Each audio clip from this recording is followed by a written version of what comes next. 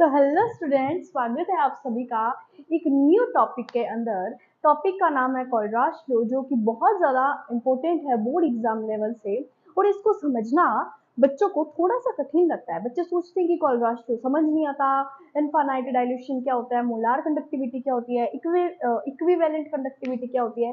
ये सब हम ऑलरेडी पहले पढ़ के आए हैं, लेकिन मैं फिर भी आज आपको एक बार रैपिड रिवीजन करवा दूंगी। एक बार मोलार कंडक्टिविटी, इक्विवेलेंट कंडक्टिविटी समझ लिया और कोलराज लो को उन पे कैसे अप्लाई करना है वो समझ लिया, तो उसके बाद तो ये लोग एकदम ऐसे चुटकियों में कर लोगे आप। देखो, मोलार कंडक्टिविटी क्या होता है।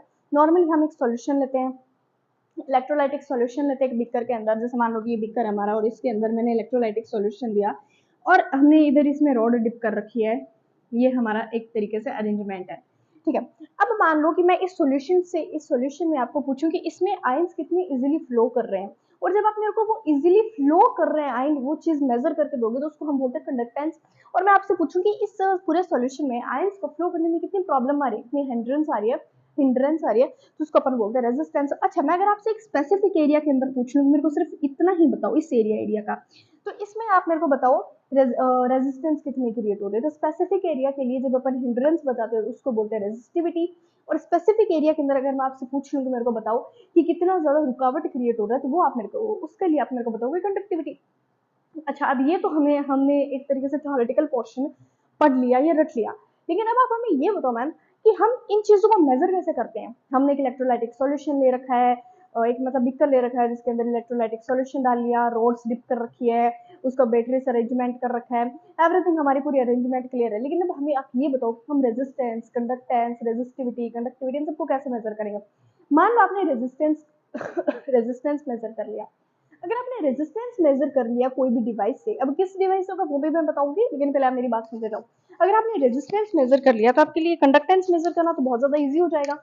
और अगर आपने रेजिस्टेंस मेजर करके कंडक्टेंस मेजर कर लिया और आपको लेंथ और एरिया पता है, मान लो आपने रेजिस्टेंस मेजर कर लिया, अब आपको रेजिस्टिविटी निकालनी है, आपको लेंथ पता है और एरिया पता है। अब लेंथ एरिया किसका, जो ये आपने रोड्स डिप किए इनकी इनकी लेंथ और इनके बीच का एरिया, तो आप रेजिस्टिविटी आराम से निकाल सकते हो। जब रेजिस्टिविटी निकाल लोगे तो 1 में कापा, मतलब कंडक्टिविटी निकल जाएगी, कंडक्टिविटी निकल जाएगी। तो अब रेजिस्टेंस को किस तरीके से मेजर किया जाता है, रेजिस्टेंस को आप मेजर कर सकते हो व्हीटस्टोन ब्रिज से। ये एक 12th क्लास फिजिक्स का ही टॉपिक है जो आप पढ़ने वाले हो। मे बी ये कैंसिल्ड टॉपिक है, बट मे बी नोट भी आप पढ़ सकते हो सकता है पढ़ भी सकते हो सकता है कैंसिल हो गया तो नहीं भी पढ़ पाओ।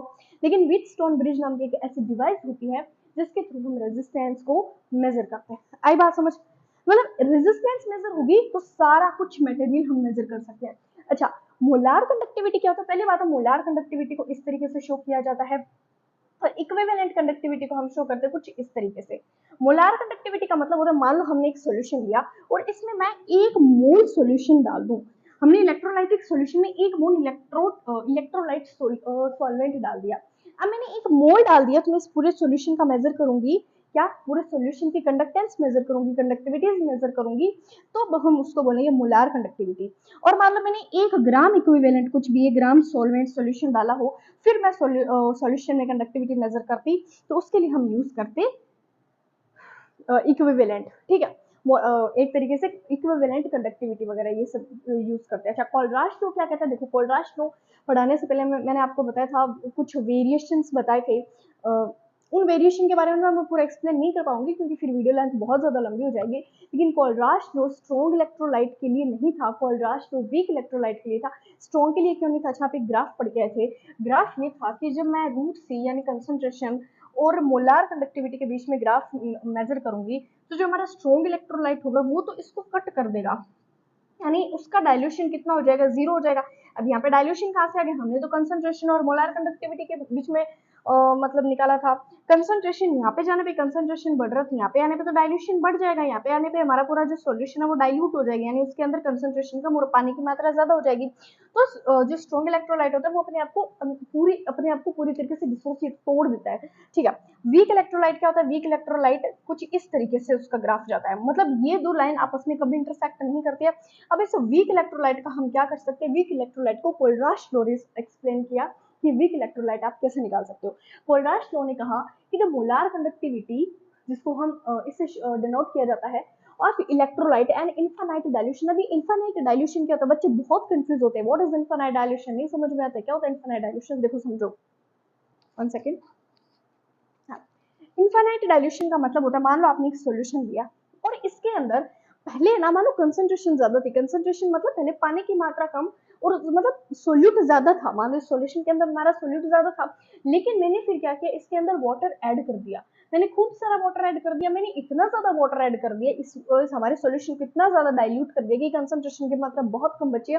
इनफाइनाइट डाइल्यूशन का मतलब होता है कि मैं पानी डालती गई, मैंने इतना ज्यादा पानी डाल दिया कि हमारी कंसंट्रेशन एक पॉइंट पे जीरो आ गई, हमारी कंसंट्रेशन एक पॉइंट पे जीरो आ गई और वहां पे पूरा हमारा इलेक्ट्रोलाइट है वो अपने आप में डिसोसिएट हो गया और वो आयंस इजीली फ्लो करने लगे वो हमारे सॉल्यूशन के अंदर। सो अब अगर आप समझोगे इस चीज को, इनफाइनाइट डाइल्यूशन का मतलब क्या होता है कि मतलब आपने सॉल्यूशन को पूरे तरीके से उसमें बहुत सारा पानी डाल दिया और आपका सॉल्यूशन एकदम इनफाइनाइट पे है, डाइल्यूशन में एकदम इनफाइनाइट पॉइंट पे, ठीक है। 1 मिनट, एक minute.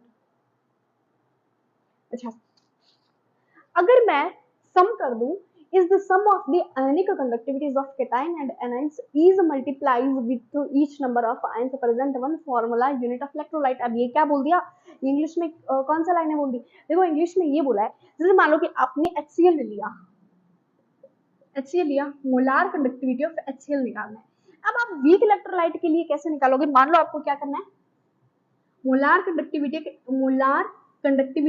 It infinite dilution of cation plus molar conductivity of infinite dilution of anion. Cation होता है पॉजिटिव, एनाइन होता है नेगेटिव।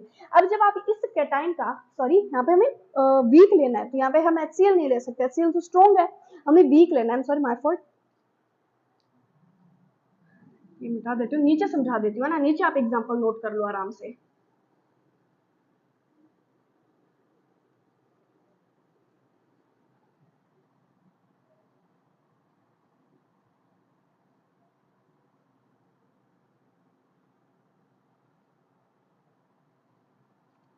पहले का एग्जाम्पल है, ठीक है, CH3COOH। अब आप इसको मोलार कंडक्टिविटी में किस तरीके से लिखोगे, molar conductivity at infinite dilution of CH3COO negative, यानी एक तरीके से एनाइन बन गया, और molar conductivity at infinite dilution of anion of H, तो ये बन गया हमारा कैटाइन के लिए। जब आप molar conductivity at infinite dilution of CH3COO negative ion को यानी एनाइन को सम करोगे, molar conductivity at infinite dilution at H plus, यानी कैटाइन, ये एनाइन और ये कैटाइन, यहाँ पे लिख देती हूँ, ठीक है ना, कंफ्यूजन नहीं होगा, एनाइन और ये कैटाइन। जब आप इन दोनों का सम करोगे, और जो आपकी वैल्यू आएगी वही आपकी वीक इलेक्ट्रोलाइट की वैल्यू होगी, वही आपके वीक इलेक्ट्रोलाइट की कंडक्टिविटी होगी एक तरीके से। अब आप सोचोगे कि कोलराज तो हमें बताना क्या चाह रहा है, कोलराज तो देखो बच्चों ये बताना चाह रहा है जो स्ट्रॉन्ग इलेक्ट्रोलाइट होता है ना, अपनी बात ध्यान से सुना प्लीज, पेशेंसली सुना, वीक इलेक्ट्रोलाइट और स्ट्रॉन्ग इलेक्ट्रोलाइट। स्ट्रॉन्ग इलेक्ट्रोलाइट एक ऐसा इलेक्ट्रोलाइट होता है, फॉर एग्जांपल HCl, KCl, ये अपने आप में पूरे तरीके से डिसोसिएट होते हैं, जैसे H पॉजिटिव में हो गया, Cl नेगेटिव में हो गया, K पॉजिटिव में हो गया, Cl नेगेटिव में हो गया। लेकिन CH3COOH ये पर्टिकुलर एक एग्जांपल नहीं, बहुत सारे एग्जांपल है, लेकिन ये एसिटिक एसिड एक ऐसा एग्जांपल है जो अपने आप में कंप्लीटली डिसोसिएट नहीं होता, मतलब पूरी तरीके से नहीं टूटता। पूरी तरीके से कैसे नहीं टूटता, आप खुद देख लो, CH3COO नेगेटिव, तो ये इतना बड़ा एनाइन है हमारे पास, पूरी तरीके से थोड़ी ना टूटा है, और H पॉजिटिव है अपने कैटाइन में टूट गया। तो स्ट्रॉन्ग इलेक्ट्रोलाइट के लिए बताया कि जब आपने इसको इनफिनाइट डाइल्यूट कर दिया तो ये बहुत अच्छे से कंडक्टेंस दिखा रहा था, इसकी कंडक्टिविटी बहुत अच्छे से थी। अब कंडक्टिविटी बहुत अच्छे से कैसे थी, चलो एक बार डायग्राम के थ्रू और समझ लेते हैं। जैसे मान लो आपने एक बहुत छोटा सा बीकर लिया, उसके अंदर इनफिनाइट डाइल्यूशन, उसके अंदर आपने इलेक्ट्रोलाइट सॉल्यूशन लिया और यहाँ पे आपने रोड डिप कर रखी है, ठीक है।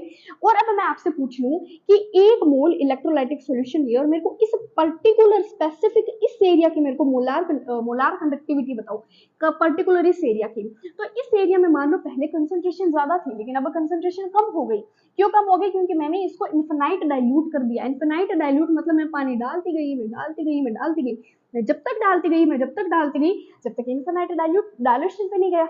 अब क्या क्या कहना चाहते हो, मतलब पहले से मानो कि कंसंट्रेशन ज्यादा थी, तो पहले यहाँ पे आयंस एक दूसरे के पास थे, एक दूसरे से चिपके हुए थे। जैसे ही मैंने पानी डाला, आयंस एक दूसरे से दूर हो गए, यानी जब मैंने पानी नहीं डाला, कम डाला था, तो फोर्स ऑफ अट्रैक्शन ज्यादा था। लेकिन जैसे मैंने पानी डाल दिया तो फोर्स ऑफ अट्रैक्शन क्या हो गया बच्चों, कम हो गया। यहाँ फोर्स ऑफ अट्रैक्शन कम हो गया, लेकिन यहाँ पे फोर्स ऑफ अट्रैक्शन ज्यादा था।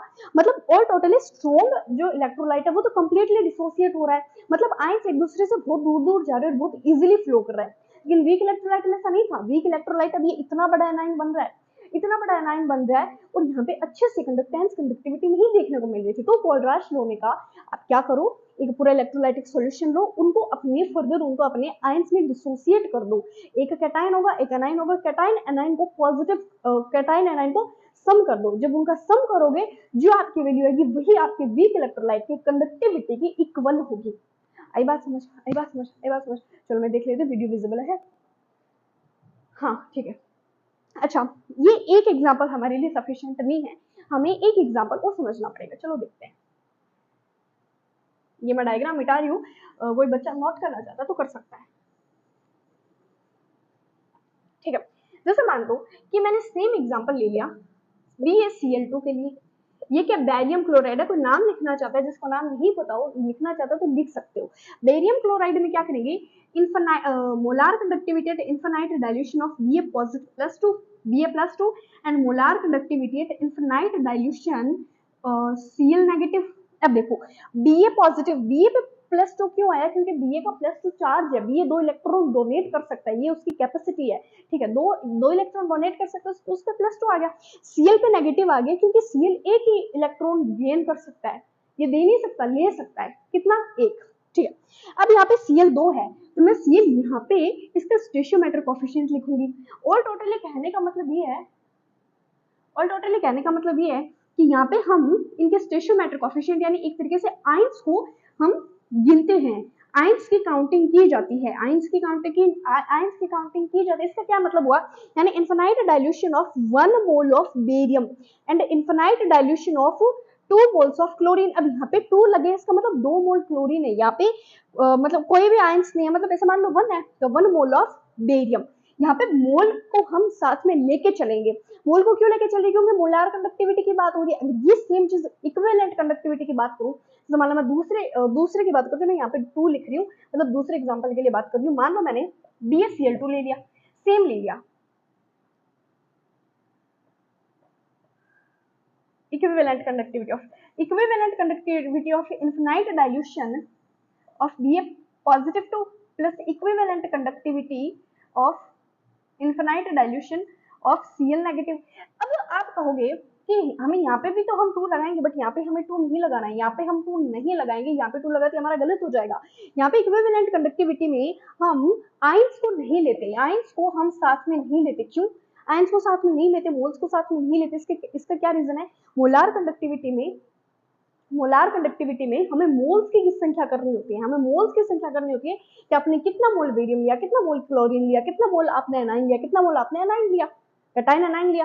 लेकिन इक्विवेलेंट में नहीं होता। क्यों, इक्विवेलेंट में मोल मैटर नहीं करता, इक्विवेलेंट में मोल मैटर नहीं करता। अपनी नोट्स में लिख लो, इक्विवेलेंट में मोल मैटर नहीं करता, इक्विवेलेंट में चार्ज मैटर करता है, अब चार्ज मतलब यहाँ पे बेरियम पे +2 आ गया, यहाँ पे क्लोरीन पे -1 आ गया, तो यहाँ पे चार्ज मैटर करता है। आई बात समझ। अब थर्ड हमें कहता है, थर्ड का मैं यहाँ पे लिख रही हूँ। Third is very interesting and थोड़ा ये डिफरेंट है इन दोनों से, कि एट इनफाइनाइट डाइल्यूशन पे the molar conductivity of ions, जो आपकी मोलार कंडक्टिविटी होगी आयंस की at infinite dilution does not depend on parent ion. अब does not depend on parent ion ये क्या समझाना चाह रहा है, जैसे मान लो आपने AB लिया, मोलार कंडक्टिविटी ऑफ AB। अब आप इसको कैसे करोगे, molar conductivity of infinite dilution of A positive plus molar conductivity of infinite dilution of B negative, ऐसे करोगे। ठीक है, समझ लो। अगर मैं सेम चीज ले लूं, मोलार कंडक्टिविटी ऑफ CB, अब इसको कैसे करोगे, molar conductivity of infinite dilution of C positive and molar conductivity of infinite dilution of B negative. अब ये जो B मिला है ये मेरे को इस AB से मिला है, ये जो मेरे को B मिला है ये मेरे को इस CB से मिला है, ये B मिला है मेरे को इस AB से, ये B मिला है मेरे को इस CB से, ये B इस AB से, ये B इस CB से। इसके कहने का मतलब ये है कि molar conductivity eight infinite dilution, molar conductivity at infinite dilution the molar conductivity of ions at infinite dilution does not depend on parentype। यानी इसका कहने का मतलब ये does depend upon parentype। तो ये जो B की वैल्यू है, तो यहाँ पे जो B की वैल्यू है वो क्या होगी, सेम होगी, यहाँ पे बी एंड बी की वैल्यू जो आपको ए बी से मिली, जो आपको सी बी से मिली, वो वैल्यूज आपकी सेम रहने वाली है। अच्छा, ये थे आपके 3 लॉज। ये 3 लॉ थे जो वीक इलेक्ट्रोलाइट की कंडक्टिविटी को समझाते हैं कि जब कैटायन और एनायन का सम करोगे तो आपका वीक इलेक्ट्रोलाइट की कंडक्टिविटी निकल जाएगी। अब मैं आपको कुछ क्वेश्चंस की तरफ लेके जाती हूँ, क्योंकि जब तक हम क्वेश्चन नहीं समझेंगे तब तक समझ में नहीं आने वाला। चलिए क्वेश्चन की तरफ मूव करते हैं। सो नेक्स्ट हमारा न्यूमेरिकल है। अब देखो, हमने लो तो पढ़ लिया, हालांकि उस कोलराज लो के एप्लीकेशंस बाकी वो भी हम पढ़ लेंगे, लेकिन अब हमारे दिमाग में क्वेश्चंस आएंगे कि बोर्ड एग्जाम में किस टाइप के क्वेश्चन आएंगे। मतलब हमारे जो स्कूल में भी टेस्ट होते हैं, जो बोर्ड एग्जाम में पेपर आएगा, उसमें किस टाइप के क्वेश्चंस बन सकते हैं। उसमें ना इस टाइप के क्वेश्चंस बनते हैं, और भी जिस टाइप के क्वेश्चन बनेंगे वो मैं आपको आगे बता दूंगी। लेकिन देखो, हमारा पहला क्वेश्चन क्या कहता है, मैं यहाँ पे सॉल्यूशन स्टार्ट कर रही हूँ।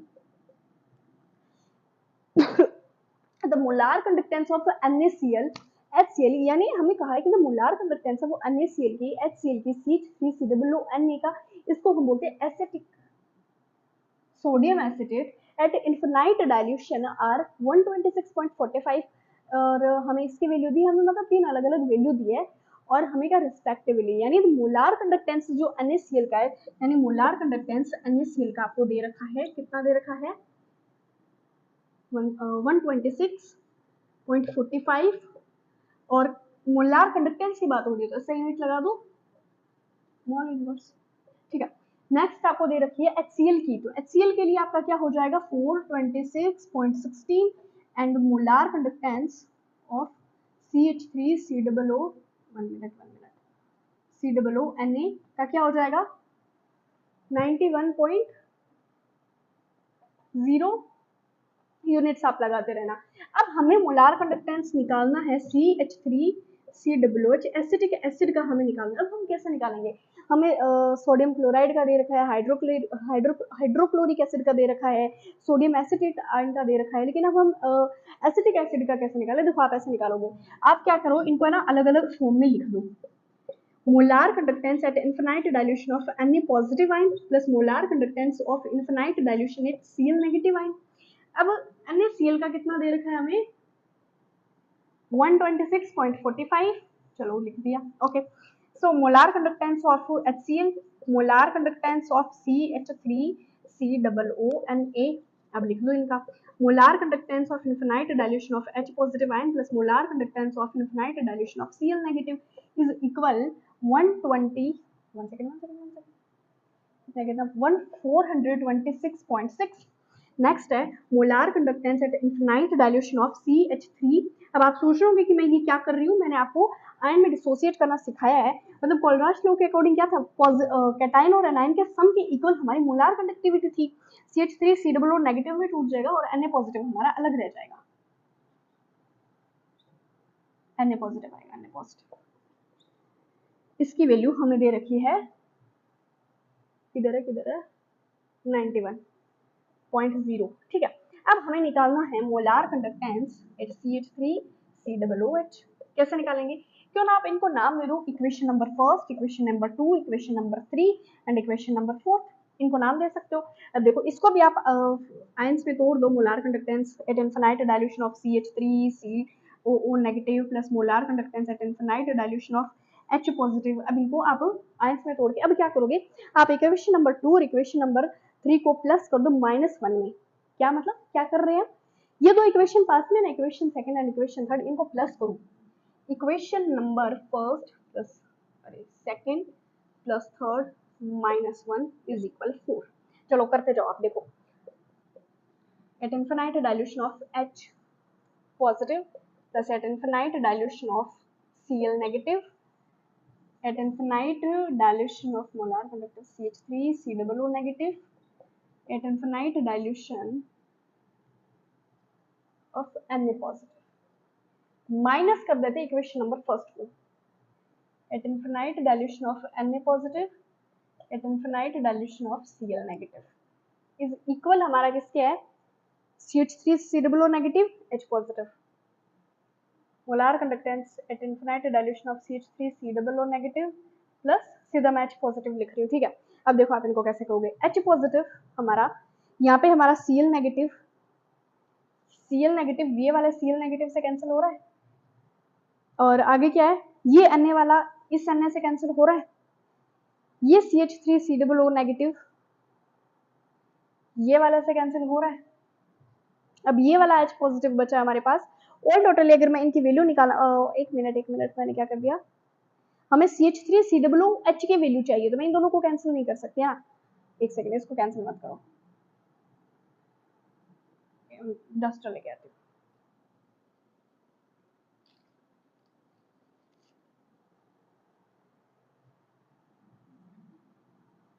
हमें NaCl की वैल्यू तो चाहिए होगी ना, किसकी चाहिए, देखो CH3COO नेगेटिव H पॉजिटिव की वैल्यू चाहिए, तो मैं Cl की वैल्यू को कैंसिल नहीं कर सकती।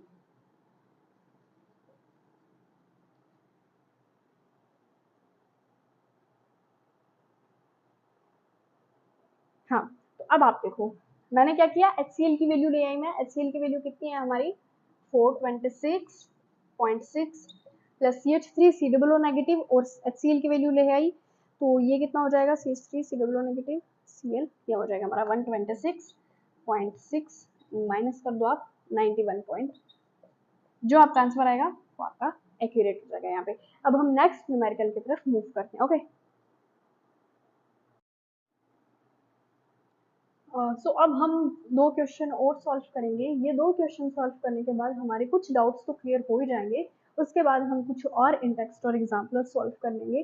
सो हमें कहा है कि मैंने देखो थोड़ा शॉर्ट फॉर्म में लिखा है, ज़्यादा थ्योरी वाला नहीं लिखा है। तो क्वेश्चन ये कहता है कि जो एल्यूमिनियम ट्राई सल्फेट है आपका एक पूरा इलेक्ट्रोलाइट सॉल्यूशन है, उस इलेक्ट्रोलाइट सॉल्यूशन की molar conductivity at infinite dilution है 858।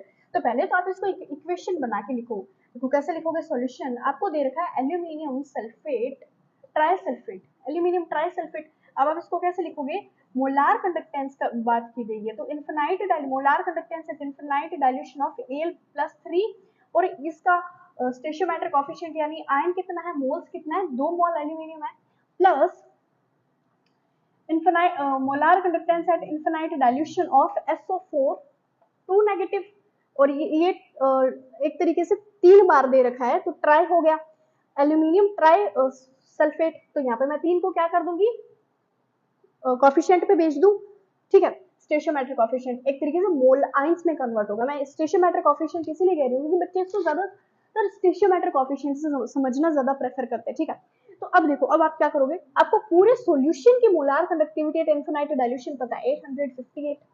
अब आपको क्या करना है, एल्यूमिनियम के निकालनी है इनफिनाइट डाइल्यूशन, इसके तो आपको निकालनी है इनफिनाइट डाइल्यूशन, तो इसको जैसे है वैसे का वैसे लिख दो। उसके बाद हमें सल्फेट की बोली है 160, 3 इंटू 160, ठीक है, और ये 858 है, तो 2 इनफिनाइट डाइल्यूशन पैरों में लिखना होता है Al+3, ये हो जाएगा हमारा 0, 8, 480 और 858। अब ये 480 को क्यों ना मैं इस यहाँ पे ले आऊं, यहाँ पे ले आऊंगी, तो 858 माइनस 480 इज इक्वल टू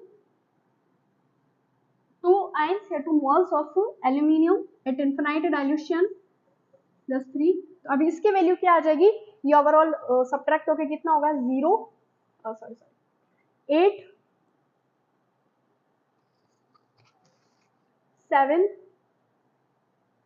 378 के आसपास कुछ इसके आ जाएगी, फिर भी आप एक बार चेक कर लेना। फिर ये डिवाइड में आएगा, क्योंकि यहाँ पे मल्टीप्लाई में एल्यूमिनियम के जो आयन है, फिर वो डिवाइड में जाएगा, तो आपस में कैंसिल आउट होकर कितना आता है, आप मेरे को आंसर कमेंट सेक्शन में जरूर बताना। जो समझाने का पोर्शन था वो मैंने बता दिया, कैलकुलेशन है वो आप कैलकुलेशन आपको खुद को ट्राई करनी है, कर लोगे। So next question at 18 degree Celsius. अब हमें कुछ टेम्परेचर गिवन है, वैसे तो हमें टेम्परेचर की जरूरत नहीं पड़ती, बट ठीक है गिवन है तो ठीक है ना।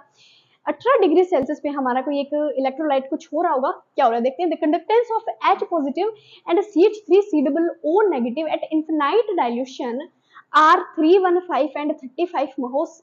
ये जो हमें भी ये यूनिट के बारे में रेस्पेक्टिवली इक्विवेलेंट कंडक्टिविटी बतानी है हमें acetic acid at infinite dilution. चलो करते हैं, equivalent conductivity of infinite dilution of CH3COOH कैसे करोगे, इनफिनाइट आगे पीछे करती CH3COO negative plus molar equivalent conductivity at infinite dilution of H positive. अब हमें क्या कहा है कि the conductance of H positive and C3 COO negative at infinite dilution are, हमें 3 H पॉजिटिव के दे रखे 315 एंड इसके दे रखे 35। जब आप इसको सम करोगे तो टोटल आपके पास आएगा 350। साइमन, चलिए साइमन लिख दो चाहे महू लिख दो, सेंटीमीटर स्क्वायर मोल इनवर्स। क्या आ गया आपके पास? Equivalent conductivity at infinite dilution of acetic acid. क्या बोलते बॉस, समझ आया कि नहीं आया? बोलो। थोड़ा मार्कर मेरा लाइट चल रहा है, समझने की कोशिश करना, ठीक है। तो ये 3 क्वेश्चंस हमने न्यूमेरिकल एक तरीके से डिस्कस कर लिए। अब नेक्स्ट में हम डिस्कस करेंगे कोलराश लॉ की एप्लीकेशंस, उसके बाद हमारा कंडक्टेंस वाला टॉपिक पूरा, उसके बाद हम मूव करेंगे शेल की तरफ, इलेक्ट्रोलाइटिक शेल और जो भी वगैरह वगैरह, जो भी जितने भी कुछ होगा वो हम डिस्कस करने वाले। So thank you so much. तो अब हम डिस्कस करेंगे एप्लीकेशन ऑफ कोलराश लॉ के बारे में। एप्लीकेशन ऑफ कोलराश लॉ में हमें क्या देखना है? हमें वीक इलेक्ट्रोलाइट का डिसोसिएशन कांस्टेंट की वैल्यू निकालनी है। वीक इलेक्ट्रोलाइट के लिए डिसोसिएशन कांस्टेंट की वैल्यू कैसे निकाली जाएगी, चलो देखते हैं।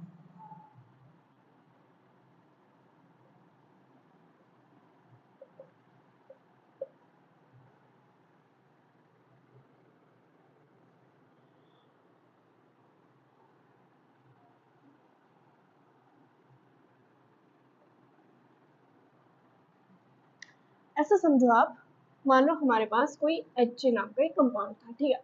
अब जब मैं ये वीक इलेक्ट्रोलाइट है, जब मैं इसको डिसोसिएट करूंगी, वीक इलेक्ट्रोलाइट के लिए हमेशा ऐसा एरो आता है क्योंकि कंप्लीटली डिसोसिएट नहीं होता है। तो एच पॉजिटिव प्लस है नेगेटिव, यानी कैटायन बना रहा है, एनाइन बना रहा है हमारे पास। ऐसे समझो कि हमारे पास अभी तक हमने कोई रिएक्शन स्टार्ट नहीं की है। ये हमारा कंसंट्रेशन है, इसकी जो हमने इलेक्ट्रोलाइट लिया है उसकी कोई ना कोई कंसंट्रेशन है, कोई ना कोई उसकी कंसंट्रेशन तो होगी, ऐसा है नहीं कि उसमें कंसंट्रेशन है नहीं, ठीक है। कोई ना कोई उसकी कंसंट्रेशन है। और at time t is equal 0 second पे हमारा रिएक्टेंट तो हमारा C है, लेकिन प्रोडक्ट हमारा कितना 0 0। मैंने प्रोडक्ट 0 0 क्यों लिखा? ऐसे मानो कि कोई रिएक्शन अभी तक स्टार्ट नहीं हुई है, कोई रिएक्शन अभी तक प्रोसेस हुई नहीं है, रिएक्शन स्टार्ट नहीं हुई है, तो रिएक्टेंट ही रहेगा हमारे पास। मतलब हम रिएक्टेंट से प्रोडक्ट बनाते हैं। मान लो कि ये रिएक्टेंट है, मैं रिएक्टेंट से प्रोडक्ट बनाऊंगी ना, लेकिन अभी तक मैंने रिएक्शन को स्टार्ट ही नहीं किया है, तो हमारे पास तो सिर्फ रिएक्टेंट रहेगा, प्रोडक्ट तो हमारे पास बनेगा ही नहीं। तो हमारे पास t इज इक्वल 0 सेकेंड पे H जो स्ट्रॉन्ग वीक इलेक्ट्रोलाइट है वो कुछ इस तरीके से अपने आयंस पे डिसोसिएट हुआ है, उसकी कंसंट्रेशन C है। और ये जो आयंस इनकी कंसंट्रेशन 0, क्योंकि अभी तक रिएक्शन स्टार्ट नहीं हुआ। मान लो अब रिएक्शन स्टार्ट होगी t is equal t second पे। अब t सेकेंड का क्या मतलब है? कोई भी सेकेंड हो सकता है, कितने भी सेकेंड पे हमारी रिएक्शन स्टार्ट हुई है। अब यहाँ से C माइनस सी अल्फा, और यहाँ पे मैं सी अल्फा लिख रही हूँ। अब ये मैंने क्यों लिखा है, इसका क्या मतलब हुआ, ये तो हमें बिल्कुल ही नहीं समझ आया। देखो सी अल्फा, अल्फा क्या है बता दूं, पहले आप समझो कि ये कंसंट्रेशन थी। अब इस कंसंट्रेशन में से कुछ कम हो गया, जैसे मान लो कि आपकी कंसंट्रेशन थी 10 ग्राम, एक मिनट, आपकी कंसंट्रेशन थी 10 ग्राम। अब 10 ग्राम में से मान लो कि 5 ग्राम हमारी रिएक्शन स्टार्ट होने के बाद 5 ग्राम में से निकल गया, तो 5 ग्राम निकल गया, तो कंसंट्रेशन थी सी माइनस कितना हुआ, कितनी कंसंट्रेशन माइनस हुई, 5 ग्राम, तो सी माइनस सी अल्फा लिख दूं। अब मैंने प्रोडक्ट की जगह सी अल्फा लिखा है, मतलब प्रोडक्ट में इतना ग्राम, 5 ग्राम कैटायन एनाइन हमारे जुड़ गया, मतलब रिएक्टेंट से प्रोडक्ट 5 ग्राम कन्वर्ट हो गया है। अब अल्फा क्या है? अल्फा है हमारा, 1 सेकेंड मिटा के लिख देती हूँ।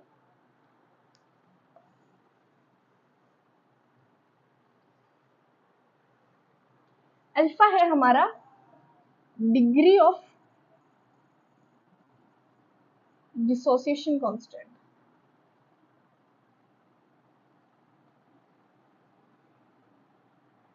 ठीक है। अब देखो, अब आप क्लास 12th में क्लास 11th में इक्विलिब्रियम में एक फॉर्मूला पढ़ के आए हो, अगर आपको याद हो तो, कि प्रोडक्ट का जो हमारा प्रोडक्ट बनता है रिएक्टेंट से प्रोडक्ट, उनका प्रोडक्ट यानी उनका मल्टीप्लीकेशन अपॉन में रिएक्टेंट लेते हैं अपन बाय के इज इक्वल, ये हम पढ़ते आए हैं। तो के इज इक्वल प्रोडक्ट कितना है, सी अल्फा, ये कुछ ब्रैकेट को आप इस तरीके से बना दो, ये इस तरीके से, ठीक है। और अपॉन में हमारा रिएक्टेंट कितना, सी माइनस सी अल्फा। अब इन सी अल्फा को मल्टीप्लाई करो तो कितना हो जाएगा, सी ले लो इसमें से, तो 1 माइनस अल्फा बचेगा। मान लो मैंने सी जो यहाँ पे भी सी है, यहाँ पे भी सी, मैंने इसमें से सी कॉमन ले लिया, मैंने इसमें से सी क्या किया, कॉमन ले लिया, और यहाँ पे इनको आपस में मल्टीप्लाई कर दिया, सी स्क्वायर अल्फा स्क्वायर, ये सी से ये वाला सी कट कर सकते हैं, हाँ कर सकते हैं, तो सी अल्फा स्क्वायर अपॉन में 1 माइनस अल्फा, ये हमारा एक तरीके से के की वैल्यू निकल गई, किसके कांस्टेंट के, वीक इलेक्ट्रोलाइट के डिसोसिएशन कांस्टेंट की हमारी वैल्यू निकल गई, वीक इलेक्ट्रोलाइट के डिसोसिएशन कांस्टेंट की वैल्यू निकल गई। 1 सेकेंड, ओके, यहाँ तक क्लियर, यहाँ तक थोड़ा क्लियर हुआ। अब आगे आगे हम क्या करेंगे, एक सेकेंड, थोड़ा मैं एंगल से कर देती हूँ ना, ओके, सो यहाँ तक क्लियर। उसके बाद हम लिखेंगे जो हमारा alpha degree of dissociation constant, कि आपका जो डिसोसिएशन आपकी कांस्टेंट वीक इलेक्ट्रोलाइट की कांस्टेंट की वैल्यू है, कि ये कितने डिग्री में डिसोसिएट हुआ, कितने डिग्री में टूटा है। तो आप अल्फा का एक फॉर्मूला होता है molar conductance at finite solution upon में molar conductance at infinite dilution, यहाँ पे डाइल्यूशन कर देना, ठीक है, dilution, finite dilution at infinite dilution. अब alpha is equal molar conductance का ये सिंबल होता है, फाइनाइट के लिए हम इधर v यूज करेंगे और इनफिनाइट के लिए हम इनफिनाइट का सिंबल यूज करेंगे। अब ये एक वैल्यू इसको समझ लो, एक इसको समझ लो, दो हमारी इक्वेशन बन गई एक तरीके से। अब मैं ये वाली अल्फा की वैल्यू इस टर्म में रख दूं, के वाले में हम बिल्कुल रख सकते हैं। के क्या है, डिसोसिएशन डिग्री, जो डिसोसिएशन कांस्टेंट है उसको हमने के कंसीडर किया, सी फाइनाइट कांस्टेंट अपॉन में इनफिनाइट अपॉन में 1 माइनस अल्फा की वैल्यू क्या है, वापस फाइनाइट कांस्टेंट अपॉन में इनफिनाइट। यहाँ तक क्लियर। अब देखो आगे का मैं उस साइड समझा रही हूँ, ठीक है, यहाँ पे नोट कर लेना आगे का, सी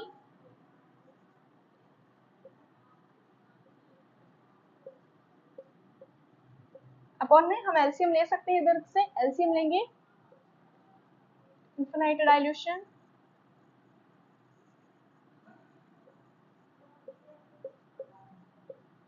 ये आपस में कैंसिल आउट हो जाएगा। अब देखो आगे क्या बचता है, यहाँ पे होल स्क्वायर है, मतलब ये स्क्वायर और इसकी भी स्क्वायर रहेगी, तो ये आपस में कैंसिल आउट होके भी क्या हो जाएगा,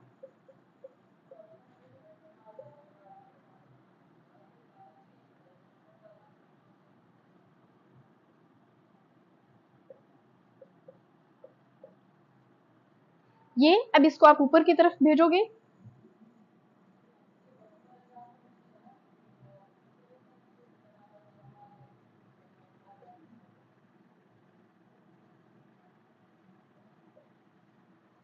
अब हम क्या करेंगे, इसमें से इसको कॉमन ले लेंगे, इसको कॉमन लोगे, अब आप थोड़ा देखना, इसको कॉमन लोगे तो ये आपस में कैंसिल आउट हो जाएगा, और आगे जो इसकी नॉर्मली हम एक तरीके से फॉर्मूले में वैल्यू निकाल सकते हैं, ठीक है।